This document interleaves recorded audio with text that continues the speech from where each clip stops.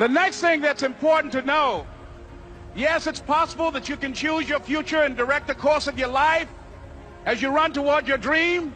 It's necessary that you have goals, that you write those goals down, that you plan, that you think constantly of how you can begin to improve what it is that you're doing. If it's your presentations, if it's your recruiting skills, whatever that is, it's also necessary that you look for ways to always find a way to pull it out when everybody else thinks that you are defeated. That you've got to take personal responsibility to know that in order to become successful, you've got to make it your personal business to do it. But the next thing, ladies and gentlemen, I want to share with you that some of you already know that it's hard. It's not easy. It's hard changing your life. It was hard when just over 3 years ago in the Penobscot building in Detroit, Michigan, where I was operating my business, and I fell on some hard times, and I was sleeping in my office. It was hard coming into the lobby, and the security said, "Excuse me, Mr. Brown, can we see you for a moment?" And I said, "Yes," and I walked up to the counter, and he gave me an envelope. And he said, "Would you mind reading it here?" And I opened the envelope, and the envelope was from management that said, "This is an office tower. It's not a hotel. Please do not sleep in your office." And I said, "Excuse me, sir." I said, "I just work long hours in creating my business. I'm an entrepreneur. And right now things are bad for me. But they're not going to be this way always. And I just asked for the opportunity to continue to operate like I'm doing. I'm not trying to make this my home." And it was hard coming through the lobby. And sometimes they would laugh. There's a guy talking about becoming successful. And look at him. He's bathing in the bathroom upstairs on the 21st floor. He sleeps on the floor. Him and 2 other dreamers up there. Look at him. It was hard, ladies and gentlemen, coming to speak to people. And I was facing financial difficulties in my own life. I was behind on my bills and my dreams, and I'm saying to them, you can live your dream. It was hard, ladies and gentlemen. It was very difficult to pick myself up each day believing that I could do it. There were times that I doubted myself. I said, "God, why is this happening to me? I'm just trying to take care of my children and my mother. I'm not trying to steal or rob from anybody. Why did this have to happen to me?" It was very hard. And here's what I want to say to you.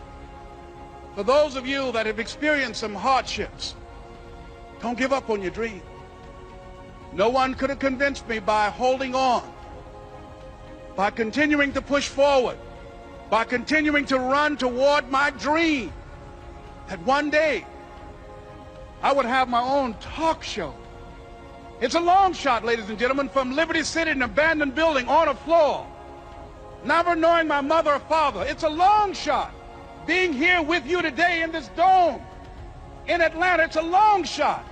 No college training, labeled educable, mentally retarded, but I kept running toward my dream.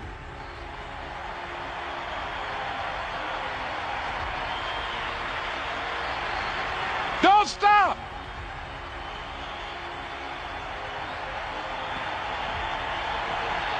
Don't stop.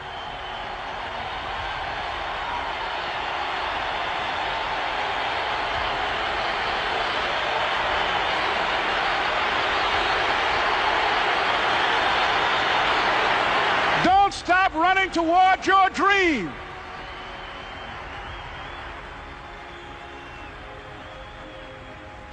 It's very important as you hold on to that dream. There are moments when you're going to doubt yourself. There are rough times that are going to come, but they have not come to stay. They have come to pass. It's very important for you to know that. Don't say, "I'm having a bad day." Say, "I'm having a character building day."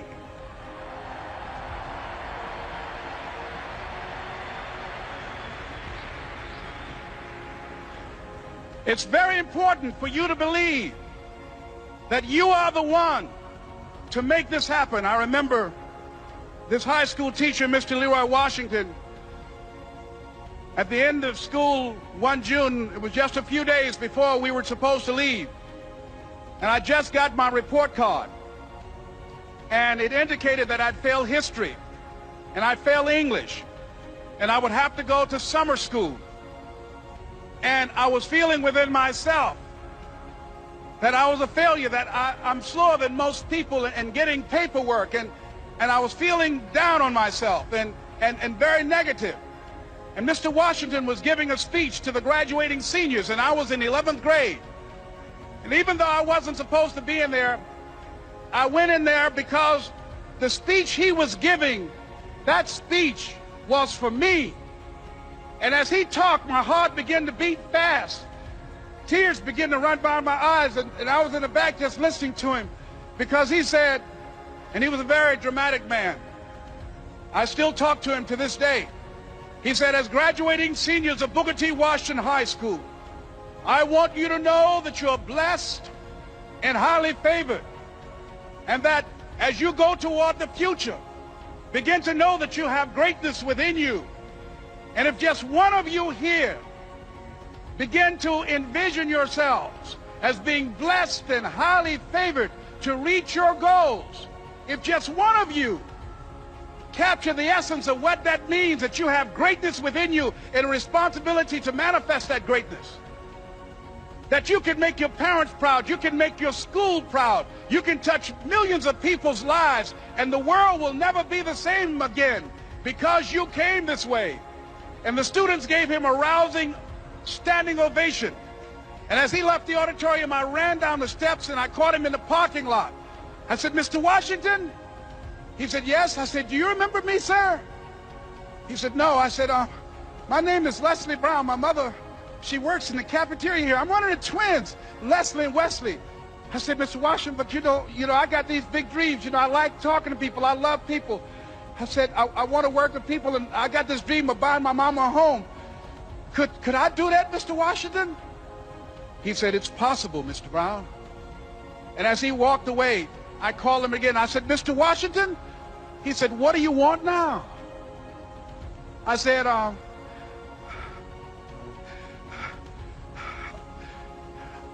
the one, sir. I said, I'm the one. You remember me, sir. I'm Miss Mamie Brown's boy. I'm the one.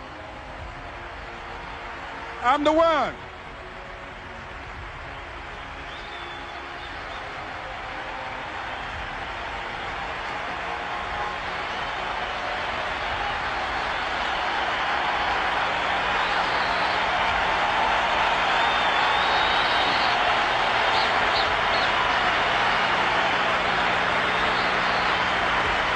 And you must feel that that's why you're here, because you are the one. And I remember when PBS first played one of my specials called You Deserve, one Sunday afternoon in Miami, Florida. I had some friends call him to tell him to tune in. And he watched the program. He called me in Detroit, and I answered the phone. I said, hello. He said, may I speak to Les Brown, please? I said, who's calling? He said, you know who this is. I said, oh, Mr. Washington, it's you. He said, you were the one, weren't you? I said, yes, sir. He said, and you were so crazy. I said, I know, but I'm rich now.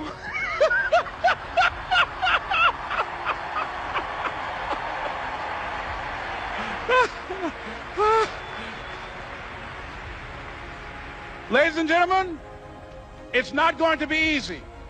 It was hard laying on the floor of the Penobscot building, looking out of the window, daydreaming, saying, Les, can you do this?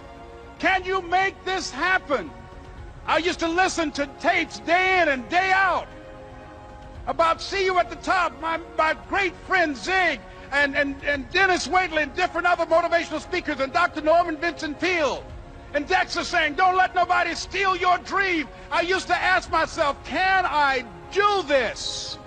And something said within me, you're the one. You're the one. And let me tell you something, ladies and gentlemen. While you're here, and before you go back home to your respective cities and communities, write down at least 5 reasons on why you deserve your dream, on why you won't give up, what's going to make you unstoppable, why you must be unreasonable, because logical, practical thinking says you can't do it today. But if you want to produce unreasonable results in your life, like living your dream and taking charge of your destiny, you've got to be an unreasonable person. You've got to be an uncommon person. So write down the reasons of why you're here. My first major goal was to buy my mother a home. And let me tell you something, ladies and gentlemen. What will reasons do, Les? Nietzsche said, if you know the why for doing, you can endure almost anyhow. What do you mean by that? If you know why you're doing something, when the hard times come, and they're going to come, when the disappointments and the rejections come, and they're going to come by the truckloads, your reasons will be your rod and staff to comfort you, to pick you up. Once again, I got a saying on one of my tapes: if life knocks you down, try and land on your back, because if you can look up, you can get up. Let your reasons get you back up.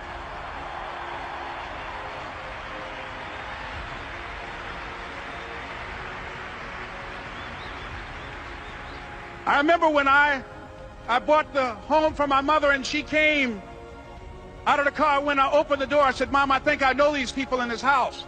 That was my first major goal. And then I couldn't conceal it anymore. I said, Mom, I got this for you. And as she went from room to room, looking at the house and saying, thank you, Jesus. Thank you, Lord. No one ever could have convinced me that this could have happened to me. And she looked at me, she said, Leslie, and you caused me so much problems as a boy. You were always into stuff. She said, no one could have convinced me that day when I walked in that house and this lady was holding you and your brother. And she said, ma'am, I want you to promise me two things. And she said, what is it? She says, one, promise me that you won't separate them. She said, I want them raised together. I want them to know each other. I got pregnant while my husband was away in the war, and I can't keep them. Promise me that you won't separate them. She said, I promise I won't. I've never had children. I promise I won't separate them. And she said, promise me that you'll never tell them about who I am, because if my husband ever found out, he would kill me. She said, I promise. And she said that she gave them to us, and she kind of cried, and she was walking out the door, and she looked at my adopted mother. She said, remember, don't you separate them. She said, I swear to God, I won't separate them. I'll keep them together. And she said, as I held y'all in my arms, I never had any children of my own. I didn't know how I was going to do it, but I knew with the help of God, I will do it. And ladies and gentlemen, my mother had a dream of having children and raising us. She didn't know how she's going to do it. You're going to be just like that. And some of you are already there. Well, you don't know how you're going to make this happen, but you just feel within yourself some way, somehow, with the help of God, I'm going to make it happen. Repeat after me, please. No matter how bad it is or how bad it gets, I'm going to make it. I'm going to make it. Shake somebody's hand on your right and left and say, you got the right stuff.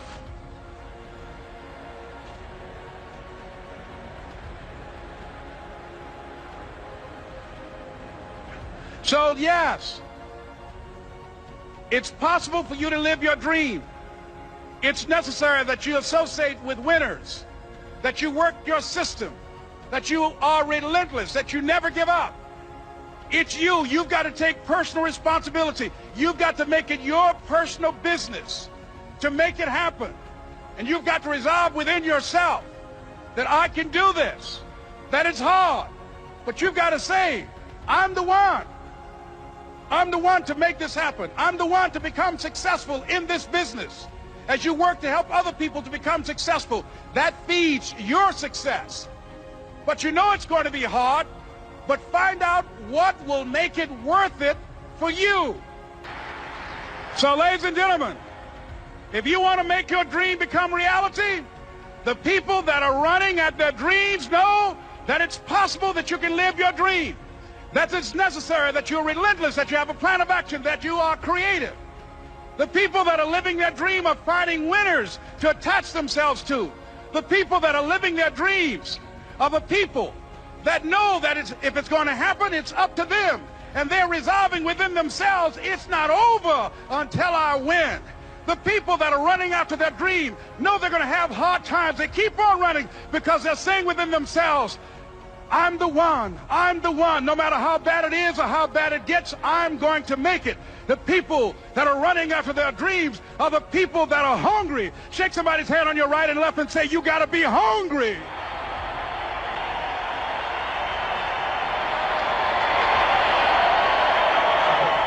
And as you run towards your dream, I want to dedicate this to you that I love very much. I want to thank Dexter and all of you. It's something that I'm known by. It's on our tapes called Choosing Your Future, and it says simply this, that if you want a thing bad enough to go out and fight for it, to work day and night for it, to give up your time, your peace, and your sleep for it, if all that you dream and scheme is about it, and life seems useless and worthless without it, and if you gladly sweat for it and fret for it and plan for it and lose all your terror of the opposition for it, and if you simply go after that thing that you want with all of your capacity, strength and sagacity, faith, hope and confidence, and stern pertinacity, if neither cold poverty, famish or gulf, sickness or pain or body and brain can keep you away from the thing that you want, if dogged and grim you besiege and beset it, with the help of God you'll get it. Here's the other thing is, ladies and gentlemen, let's say it's me. Yeah, see, it's possible you can live your dream. It's necessary that you have the mindset that I'm going to do this. But you've got to take ownership. You've got to decide, hey, I'm going to do this. You've got to take responsibility for your life. George Bernard Shaw said the people that make it in this life, they look around for the circumstances that they want, and if they can't find them, they create them. You've got to decide, it's me. You've got to say, and say this with conviction, I expect to win.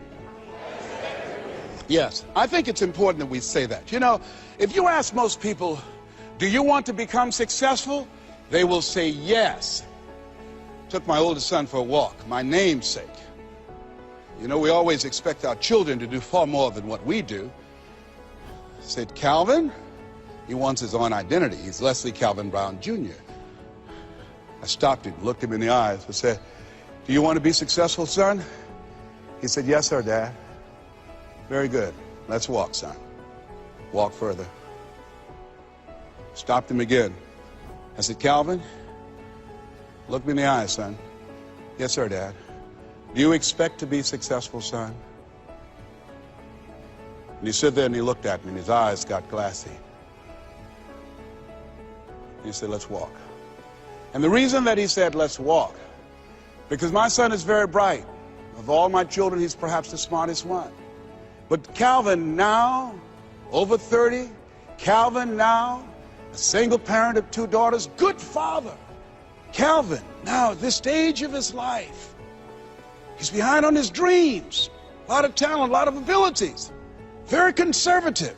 One of those people, great mind, but he just hasn't developed that, you know, things that we want our kids to have, that, I want it.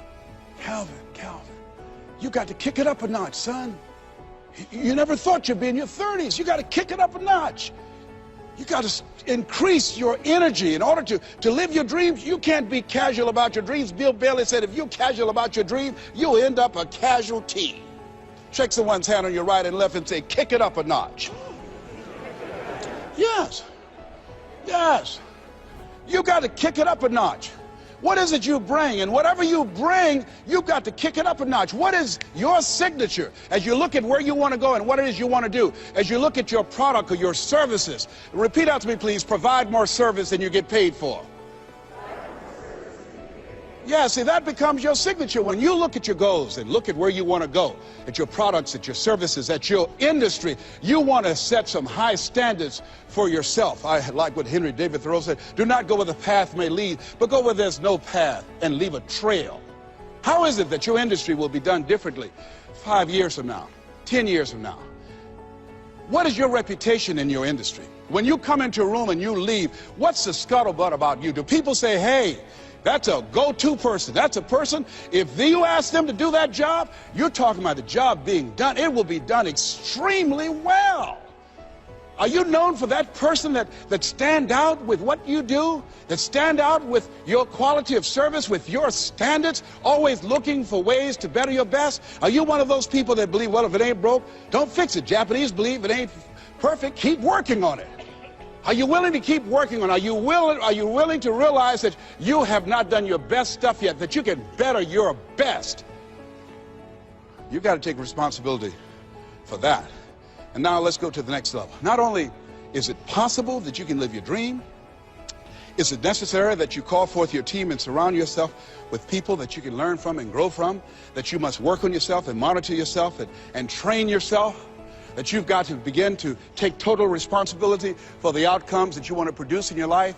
But let us say together with power and conviction, it's hard. Yes, ladies and gentlemen, living a dream, changing your life, is hard. It's hard when you lose all your money, when you've given it the best that you have, when you have some major setback. It's hard. When a doctor looked at me and said the 3 horrible words no one wants to hear, you have cancer.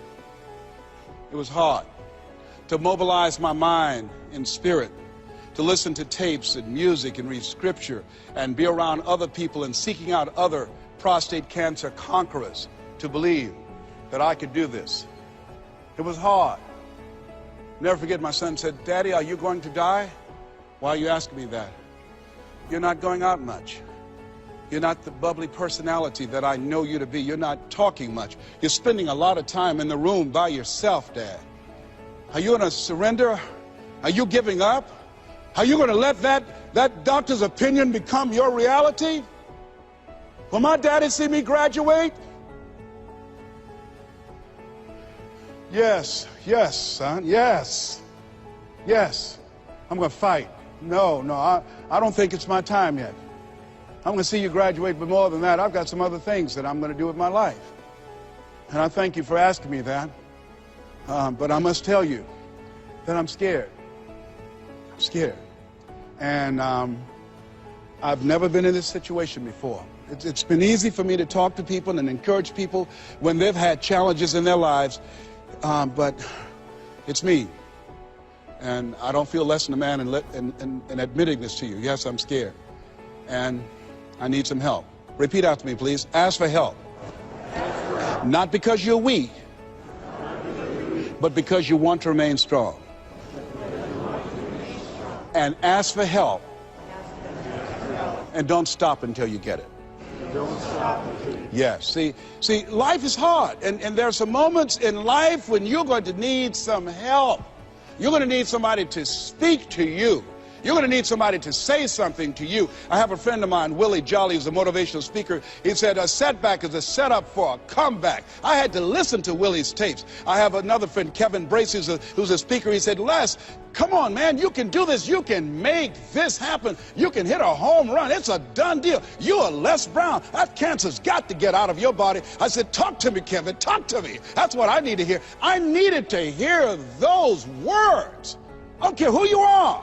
Many people won't allow themselves to ask for help because of pride. Pride cometh before a fall. Because of ego. Ego means edging God out. No, ask for help. Not because you're weak, but because you want to remain strong. And ask for help and don't stop until you get it. I'm here because a lot of people helped me. I'm here because a lot of people believed in me at a time when I was struggling to believe in myself. The other thing is, let us say together, it's worth it. Yeah, see, I think, and write this down, you got to find 5 reasons that will make it worth it for you. 5 reasons. What will make it worth it for you? Mine was, I want to take care of my mother. Mine was, I want to do something with my life. What will make it worth it for you? Mine is, I want to leave a legacy. Mine is, I refuse to die an unlived life. What will make it worth it for you? Repeat after me, please. You got to be hungry. Mr. Washington said, "Mr. Brown, what do you want to do with your life?" I said, "Sir, I want to become a disc jockey." "Is that right?" "Yes, sir." Good. Mr. Brown, you got to be hungry. He said, I want you to listen to Paul Harvey. He's the world's greatest communicator. Always find a coach or mentor, someone that's doing what it is you want to do. Watch them. Listen to how he does the rest of the story. Listen to his voice, Mr. Brown. Develop your mind and develop your communication skills, because once you open your mouth, young man, you tell the world who you are. And don't forget, Mr. Brown, you got to be hungry. Take the time to develop yourself. So I started training and working on myself. And then pretty soon I came to him. I said, sir, I've been working on myself. I've done the things that you told me to do. I listen to Earl Nightingale all the time and Zig, and I've been reading Dr. Norman Vincent Peale's book, and I'm ready. I practice every day 2 and 3 hours, sir. Is that right? Yes, sir. Very good, Mr. Brown. You got to be hungry. I said, why do you continue to say that? Sir, people that are hungry are unstoppable, Mr. Brown. People that are hungry, no excuse is acceptable. Go out and face the music, young man. And don't forget, stay hungry. And make know your vitamin. I went to apply for a job on Miami Beach. Milton Butterball Smith was the program director. Hello, Mr. Butterball. How are you, sir? My name is Les Brown, sir. I like to be a disc jockey. He said, young man, you having journalism in your background? No, sir, I don't. You have any experience in broadcasting? No, sir, I don't. He said, I'm sorry, we don't have any job for you. I went back and I told Mr. Washington. I was devastated. I said, Mr. Washington. They said, no, they wouldn't even allow me to audition for them, sir. Mr. Brown, don't take it personally. I told you, know your vitamin. Most people are so negative, they have to say no 7 times before they say yes. Be unstoppable, Mr. Brown. You got to be hungry. Go back again. Yes, sir. Hello, Mr. Butterball. How are you, sir? My name is Les Brown, sir. I like to be a disc jockey. Young man, weren't you here yesterday? Yes, sir, I was. Didn't I tell you no yesterday? Yes, sir, you did. Then why are you back today? Well, sir, I didn't know whether or not somebody was laid off or somebody was fired, sir. Nobody was laid off or fired. Now get on out of here. I came back the next day. Hello, Mr. Butterball. How are you, sir? My name is Les Brown, sir. I like to be a disc jockey. I know what your name is. Weren't you here the last 2 days? Yes, sir, I was. Didn't I tell you no the last 2 days? Yes, sir, you did. Then why are you back today? Well, sir, I didn't know whether or not someone got sick or someone died, sir. No one got sick or died. No one was laid off or fired. Now, don't you come back here again. I came back the next day talking loud, looking happy like I see you for the first time. Hello, Mr. Butterball. How are you? He looked at me with rage. He said, go get me some coffee. I said, yes, sir. So I became the errand boy for the disc jockeys. I'd go get their lunch and their dinner, and I'd stand in the control room, memorizing their hand movements on the control board and all the instruments, learning everything that I could, because I expected to be behind that microphone. Then one day, it was a Saturday afternoon, and a disc jockey by the name of Rockin' Roger was drinking while he was on the air. Rockin' Roger got so drunk, he started slurring his words. He was about to fall off the chair. He obviously could not complete his program. And there I was, looking at him through the control room window. A Saturday afternoon, I was the only one there, young, ready, and hungry, walking back and forth saying, drink, rock, drink. Drink, rock. I'd have gone and get him some more if he'd asked me to. Then pretty soon the phone rang. It was the general manager, and I answered the phone. I said, hello? He said, young boy, this is Mr. Klein. I said, I know. He said, Rock can't finish his program. I said, I know. He said, would you call one of the other DJs in? I said, yes, sir. I hung the phone up. I said, you must think I'm crazy.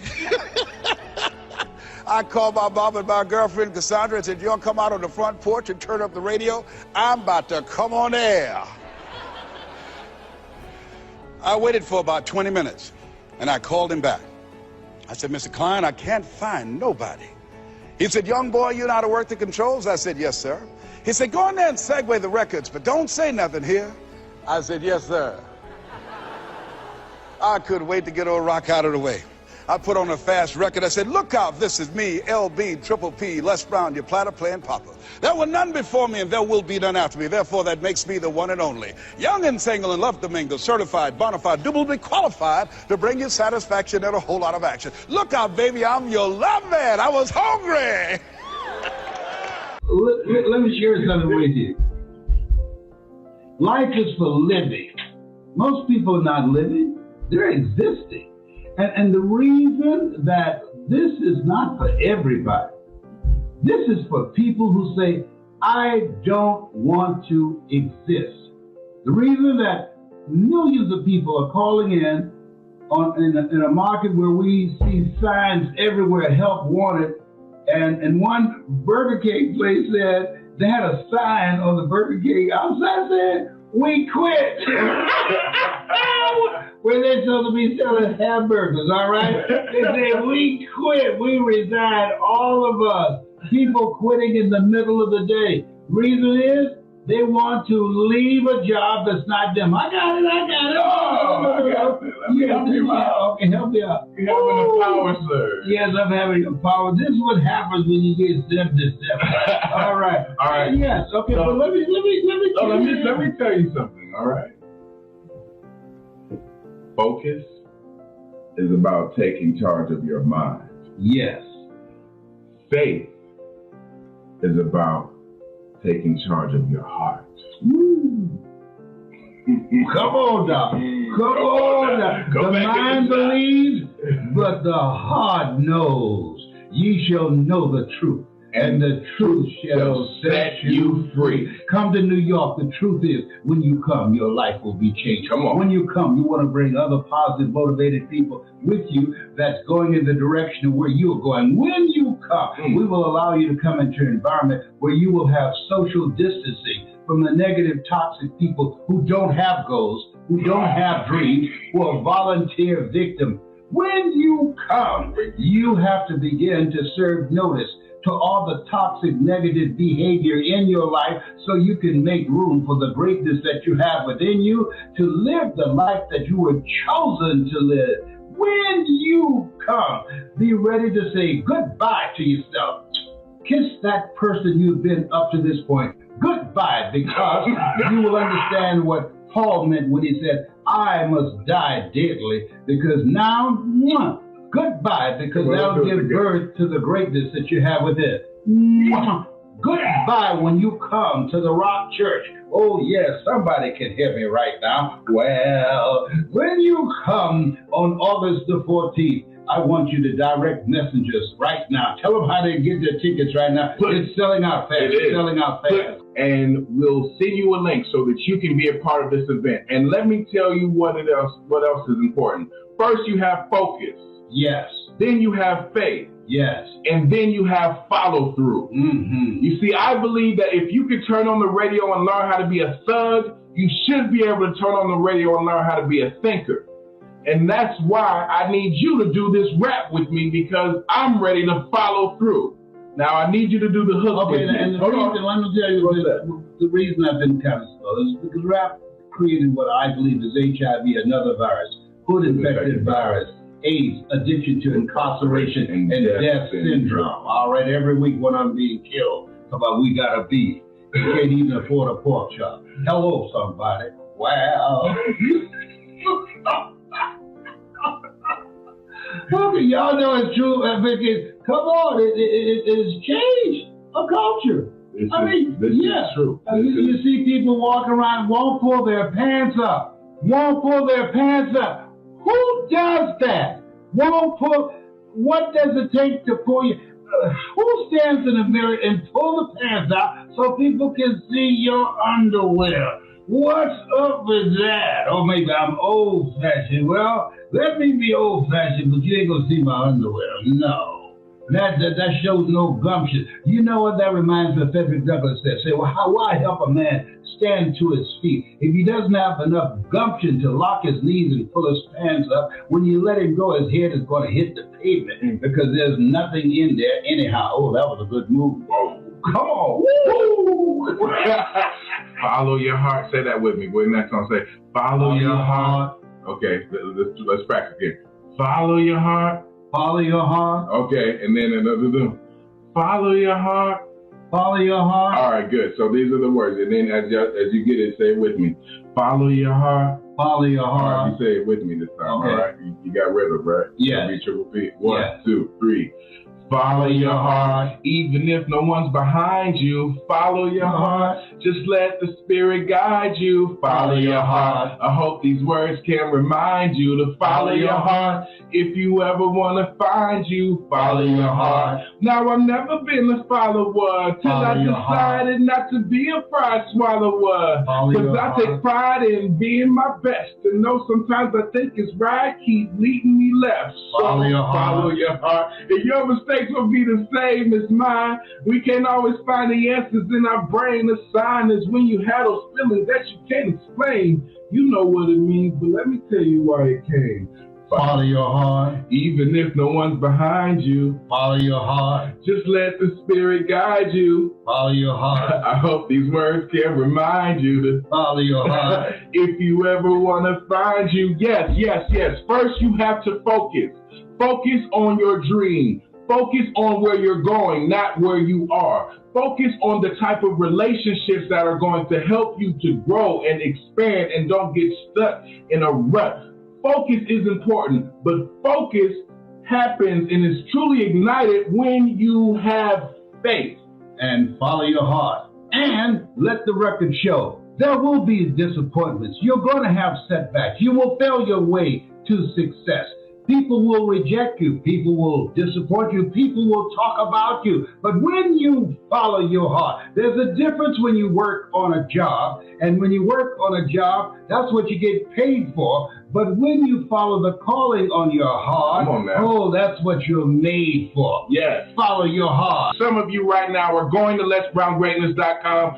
Some of you right now are moving around your schedule because your heart says that you need to be with the Brown family. Your heart says, hey, I've been listening to Les Brown on YouTube. I've been trying to find out how I can meet him. Now I get a chance to get a VIP ticket and to have dinner with Les Brown and ask him some questions about my goal and my dream. Now I have an opportunity to be in the room with one of my heroes. Dad, you aren't just my dad. You didn't just give birth to me. You are my hero because you built our family business by focusing, by having faith, and by following your heart. Yes, follow your heart because there your treasure is also. Follow your heart because you were made for greatness. Follow your heart. You were chosen out of 400 billion sperm. Follow your heart. You were born to win.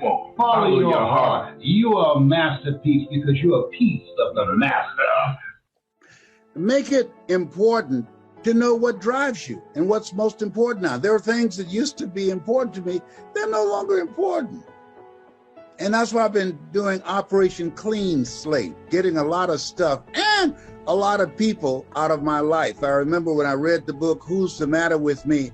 I wrote down the names of the family members and friends that I communicated with most. And I asked myself the question, is this relevant? This relationship, is it productive? Is it positive?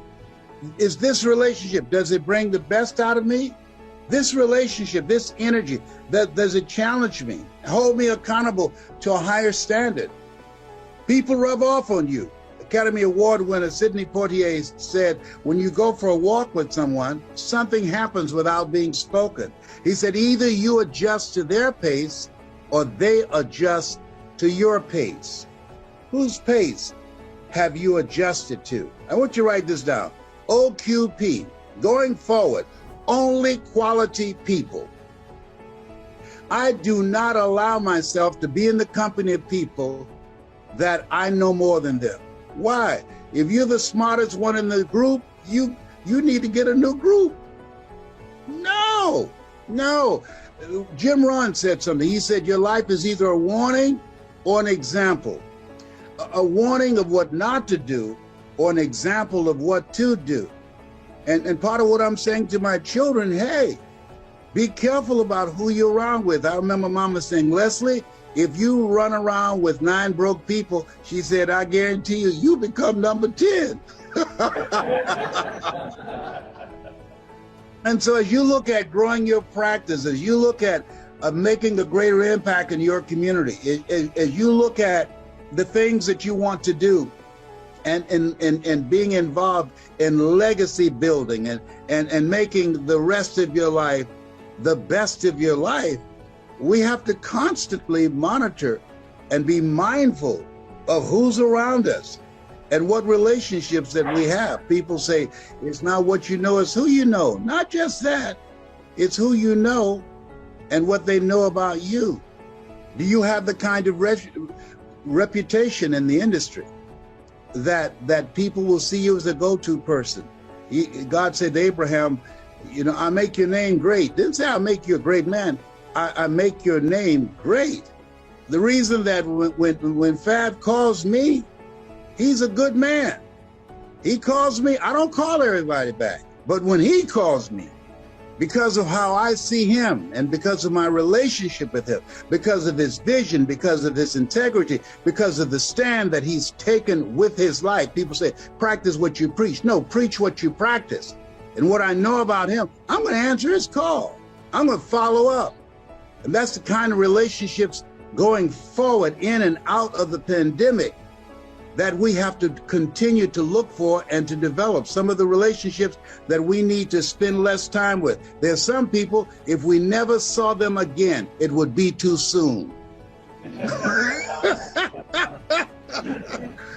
Yes, what I read that you earn within $2,000 to $3,000 of your closest friends, I got all my broke friends out of my life.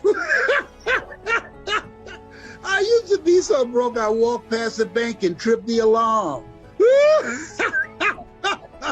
And so this is the time you have to look at who's around me. Who's the matter with you? Here's something else. As you look at yourself, look at your goals, and look at the things that you want to do, put yourself out there. When I decided that I wanted to speak, I didn't want to just be a speaker. My goal was to be a dominant speaker in my niche. You've decided you want to be a category king or queen. You didn't just want to be one of the players, you wanted to be a player, the player. And that's why you're here. Iron sharpening iron. That's why you're here, learning some stuff that you don't know right now that will allow you to provide a quality of service for your customers and an experience so that when they leave there, they feel better about themselves. You're getting them in alignment with their vision of themselves and their body. They leave there feeling better about themselves, but talking about you because of the experience and because of the relationship. That's very important during this time in the distraction economy. What do you mean by we're so distracted? So much stuff's happening right now. In many situations, you can't even hear yourself think. And here's something else. And I'm going to just, I've got something I'm going to send you. This is very important. The master key, when I'm looking at my life and I'm asking myself, how did I get here? Look for ways in which you can upgrade your communication. Steve Jobs said, your ability to communicate, he said, the storyteller is the most powerful person in the world. I want you to send me just I'm going to give you something, get the free. It's called 7 Principles of Storytelling. And it's very important because you have to tell the story about your business. You have to tell the story about yourself and your ability to tell your story. It's today in order in this noisy world where we are, you have to be good at telling the story about yourself and about your practice and being in alignment where people are and finding out how you can communicate with them in a way that they can hear you. One of the things about your industry and most industries that a lot of people don't know, it's an ongoing process of educating people with a story that creates the thirst. People say, you could take a horse to the water, but you can't make him drink. No, but if you know how to tell a good story, You can create a thirst where they want to drink. I remember when I ran for state representative and I had been fired from radio, and people who would ordinarily supported me when I was on the microphone, they said, Les, we love you, but man, you lost the microphone, editorializing about all these controversial things. We can't support you, man, and you don't have a chance of winning. You don't have no experience, and you don't have any money to fight the party, all the media supporting your opponent. But they miss one thing. I had a story. And when I was on air as a disc jockey, I used to talk about my mother. And when I went to the radio station, my opponent had over $40,000 because his brother was the head of the treasury for the AFL-CIO, and he had the money and the influence to get more contributors to his campaign than me. I'm a novice. This is my first time in the game. I remember a friend who was trying to talk me into running for office. I said, man, I can't do that. I don't know anything about politics. And Perkins said, neither do the people who run. So he went and got some petitions signed and said, man, you should run. People love you. And here I am on Friday before the election. It was a Tuesday. The election will be on Tuesday. And I came to the station. I had around $640. He said, what you gonna do with that? I said, I'm not sure. And then I got still and I thought, I said, can I go in the control room? And I used to do commercials. He said, yeah. I called my mother because I used to talk about my mama all the time when I was on radio.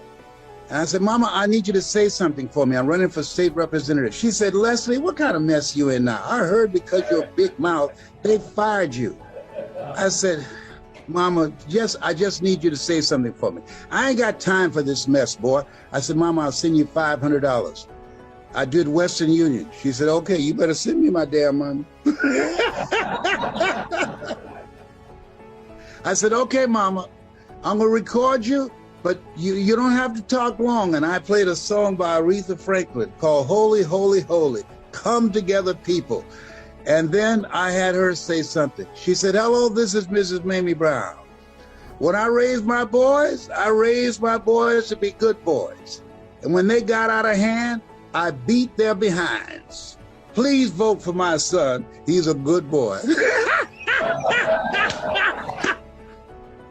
John Glenn called me, Senator John Glenn. He said, man, you call your mama on this dude, you gonna win this. And I did. I got 26,000 votes to his 3,000 votes because people say when they went in there to vote, say, I'm voting for Les Brown because his mama say he's a good boy.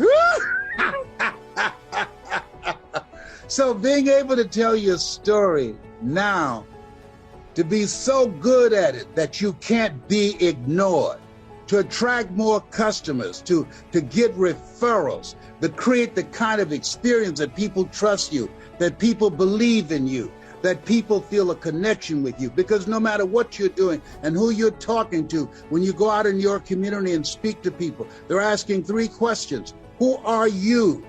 What do you have? And why should I care? And so when you know how to tell your story, oh, the possibilities of what you can do and the impact that you can make and the reputation that you develop where people seek you out and the word goes out. It's major. It's major. So I'd like to leave this with you, and I'm open for questions. If you want a thing bad enough to go out and fight for it, to work day and night for it, to give up your time, your peace, and sleep for it, if all that you dream and scheme is about it, and life seems useless and worthless without it, and if you gladly sweat for it and fret for it and plan for it, and lose all your terror of the opposition for it, and if you simply go after that thing that you want with all of your capacity, strength and sagacity, faith, hope, and confidence, and stern pertinacity, if neither cold poverty, famish, or gold, sickness or pain of body and brain, can keep you away from the thing that you want. If dogged and grim you besiege and beset it, with the help of God, you'll get it.